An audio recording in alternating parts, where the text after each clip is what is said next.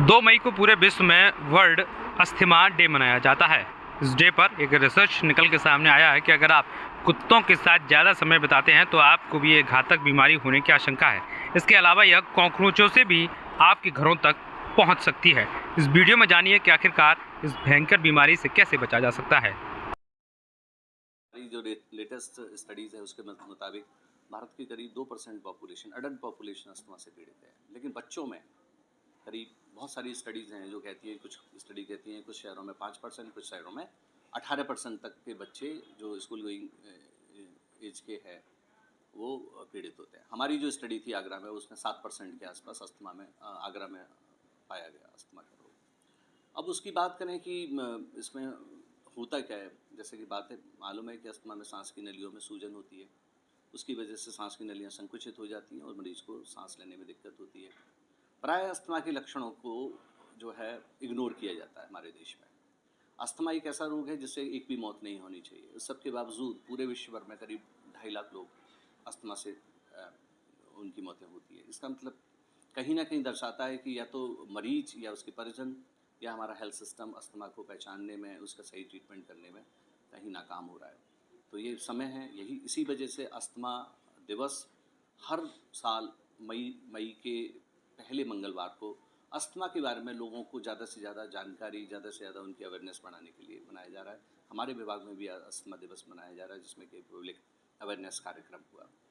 जो अस्थमा के जो प्रमुख लक्षण हैं अगर मैं कहूँ तो वो ज़्यादातर एपिसोडिक होते हैं, यानी बीच बीच में आते हैं।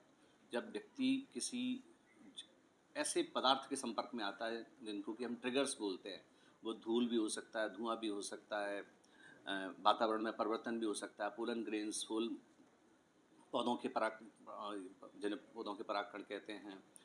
और जो मुख्य लक्षण होता है जो लगभग अधिकांश मरीज बताते हैं, वो उनको रात में या बहुत सुबह सीने से जकड़न की आवाज़ या सीने से सीटी की आवाज़ आती है। इसके अलावा सांस फूलना जो अमूमन तौर पर मेहनत का काम करने के समय होती है, या जब अटैक पड़ रहा होता है तो बैठे बैठे भी सांस फूलती है।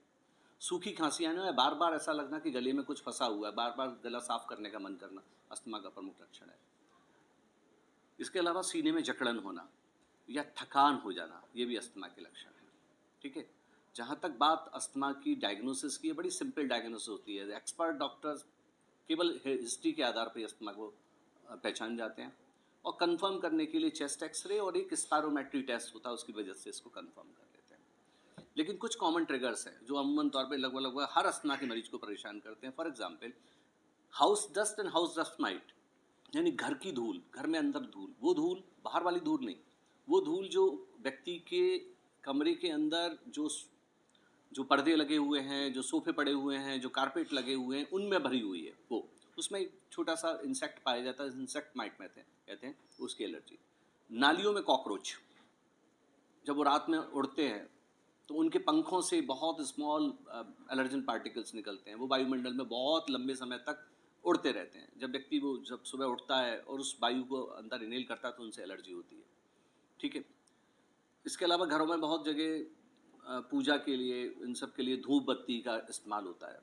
मच्छर भगाने के लिए मॉस्किटो कॉइल का इस्तेमाल होता है। वो बहुत सारे लोग अपनी शरीर की दुर्गंध को दूर करने के लिए परफ्यूम, डिओडोरेंट्स का इस्तेमाल करते हैं। वो पालतू जीवों को कोशिश करें कि रात में सोते समय अपने साथ में ना रखें, उन्हें बाहर रखें, क्योंकि वो सबसे बड़ा कारण है।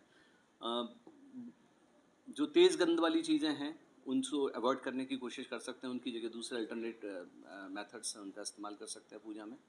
एंड मौसम के बदलाव में के समय पे ज़्यादा सतर्क रहें। और जिन दिनों में आपको लगता है कि मुझे खास पोलन ग्रेन से, परागकण से एलर्जी है, और जब आपको पता लगता है कि वो वायुमंडल में उस परागकण की मात्रा ज़्यादा है, तो उस समय आउटडोर एक्टिविटी से बचें, और जब भी अब जाना हो तो हमेशा मास्क प्रयोग करें। इन तरीके से हम बहुत आसानी से जो है अस्थमा के अटैक से रोक नहीं सकते।